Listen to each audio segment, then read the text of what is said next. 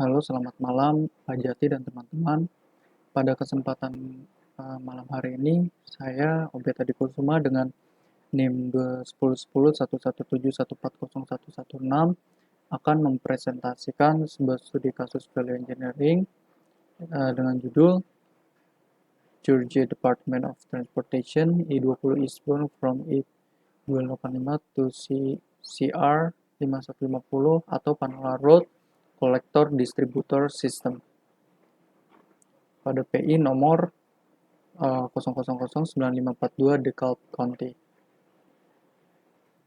Berikut merupakan outline yang akan saya bahas pada kesempatan kali ini. Yang pertama itu ada deskripsi proyek, lalu yang kedua sasaran dan tujuan proyek, lalu ada proses rekayasa nilai, dan yang terakhir ada hasil studi dan rekomendasi. Untuk yang pertama yaitu deskripsi proyek. Jadi, sebuah tim rekayasa nilai telah melakukan studi rekayasa nilai pada tanggal 9 Februari sampai 12 Februari 2010 di Atlanta di kantor Departemen Transportasi Georgia.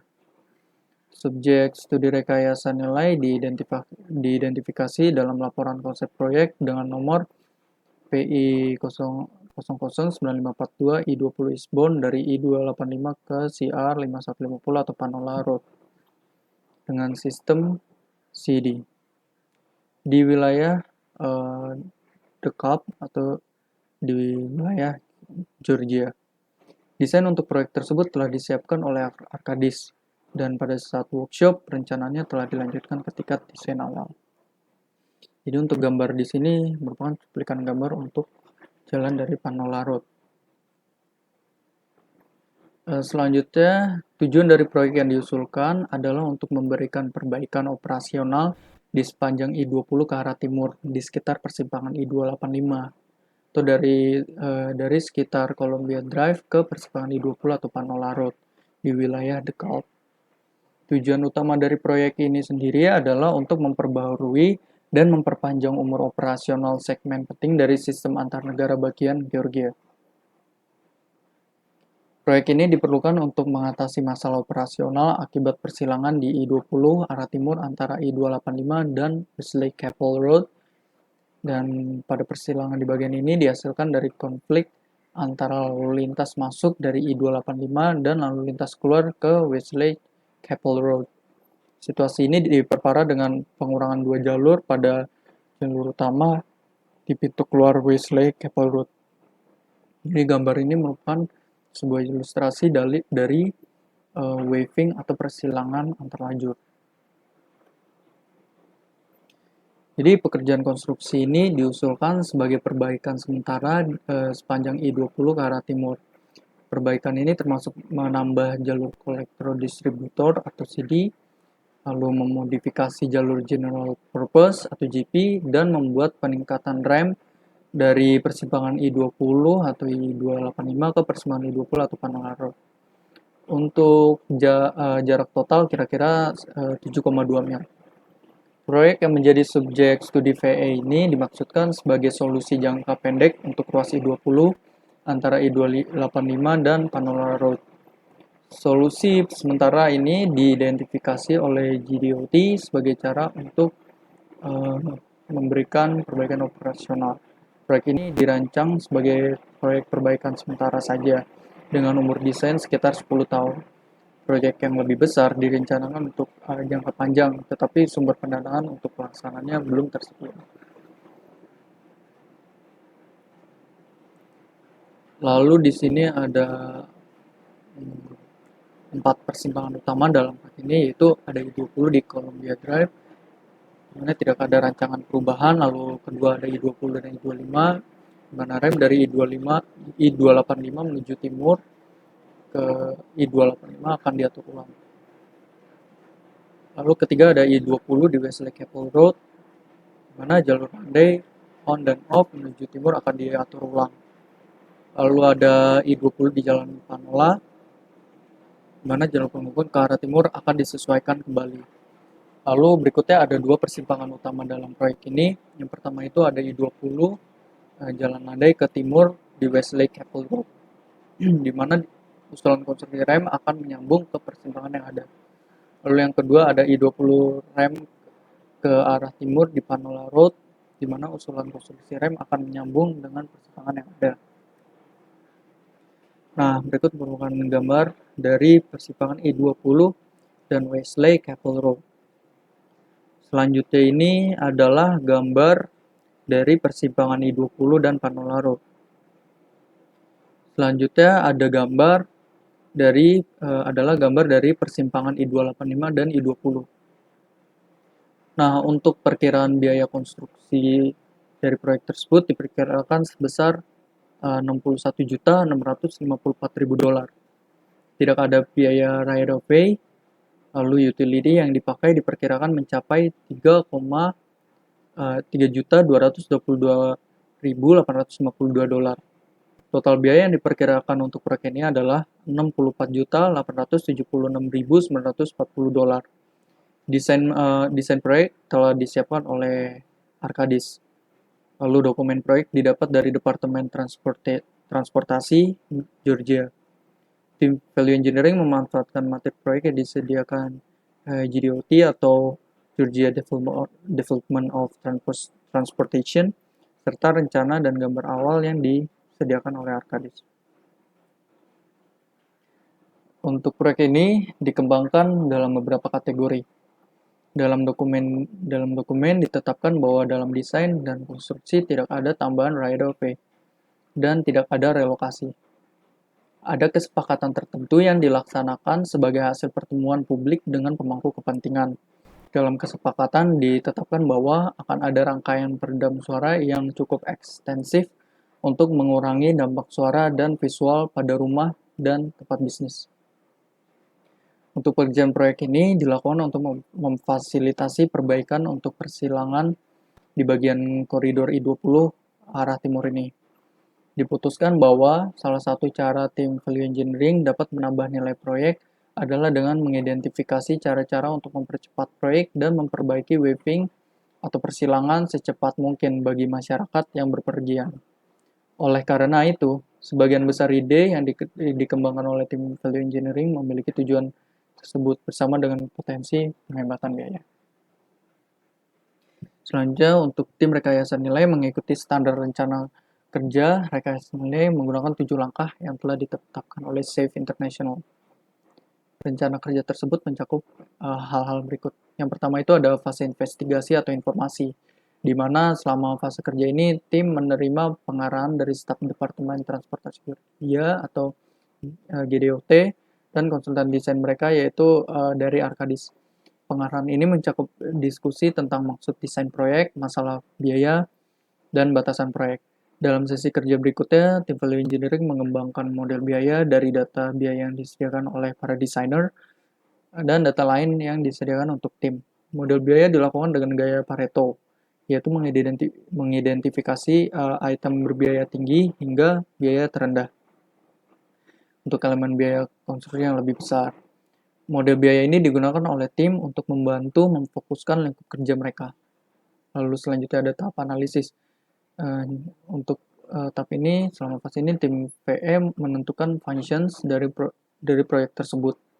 Hal tersebut disertai dengan meninjau proyek dari format yang paling sederhana dalam mengajukan pertanyaan apa yang seharusnya dilakukan dan bagaimana mencapai tujuan ini. Dalam value engineering, jawaban atas pertanyaan-pertanyaan ini diberikan dalam bentuk kata kerja aktif dan kata benda terukur. Pasangan kata kerja atau kata benda ini membentuk dasar analisis fungsi. Diagram fast diperlukan untuk mengetahui fungsi yang diperlukan. Dalam contoh kasus proyek ini, fungsi-fungsi penting proyek diidentifikasi sebagai berikut. Yang pertama itu ada tujuan dan sasaran proyek, di mana untuk meningkatkan karakteristik dari operasional. Lalu selanjutnya ada fungsi dasar proyek, di mana untuk mengurangi konflik, mengurangi kebisingan, dan mengangkut storm water. Ketiga ada fase spekulasi, di mana tim VM melakukan sesi brainstorming untuk mengidentifikasi ide-ide yang dapat membantu memenuhi tujuan proyek. Sesi brainstorming awalnya mengidentifikasi banyak ide, yang kemudian dievaluasi dalam tahap penilaian. Selanjutnya ada tahap evaluasi di mana setelah tim VE mengidentifikasi, tim VE lalu merefleksikan kembali kendala dan tujuan dari proyek. Setelah itu tim VE memilih ide-ide yang terbaik melalui proses pemungutan suara. Yang kelima ada fase pengembangan. Pada fase ini tim VE mengembangkan setiap alternatif terpilih yang peringkatnya adalah 4 atau 5. Jika waktu memungkinkan, tim VE akan mengembangkan rekomendasi tambahan. Upaya ini termasuk detail penjelasan ide dengan sketsa yang sesuai untuk memperjelas ide dari konsep asli, kelebihan dan kekurangan, penjelasan teknis, dan perkiraan biaya dan penghematan biaya yang dihasilkan jika diterapkan. Selanjutnya ada fase rekomendasi, di mana selama fase ini tim VM meninjau ide-ide alternatif untuk memastikan ide-ide mana yang sesuai untuk proyek dan ide-ide mana yang akan meningkatkan nilai proyek jika dilaksanakan. Yang ketujuh ada fase presentasi. Seperti yang disebutkan sebelumnya, tim membuat out briefing informal pada hari terakhir workshop. Presentasi ini dirancang untuk menginformasikan kepada pemilik dan desainer tentang hasil studi PE. Berikut merupakan diagram FAS, di mana dalam membaca diagram FAS ini, untuk menentukan fungsi dari kanan ke kiri, kita menggunakan kata tanya mengapa, dan untuk mengetahui fungsi kanan, fungsi dari kiri ke kanan, kita menggunakan kata tanya bagaimana. Dan berikut merupakan hasil dan rekomendasi. Pada gambar ini merupakan gambar contoh dari value analysis design alternatif, di mana isinya itu berupa nama proyek, ada description proyek, ada nomor alternatif, dan lembar. Di lembar halaman pertama ini berisi original design, lalu ada alternatif desain dari value engineering-nya dengan mempertimbangkan opportunities dan resiko yang akan dihadapi.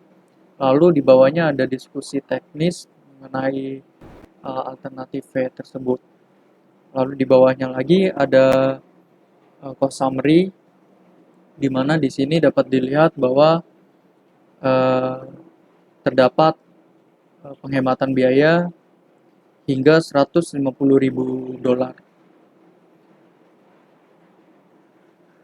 Selanjutnya ini merupakan gambar ilustrasi dari alternatif value yang telah ditetapkan atau diajukan, di mana pada halaman kedua ini dijelaskan gambar-gambar yang dimaksud dari alternatif desain dari tim value engineering. Selanjutnya ada calculation atau perhitungan, di mana pada lembar ini diperhitungkan mengenai assumption dan preferensi.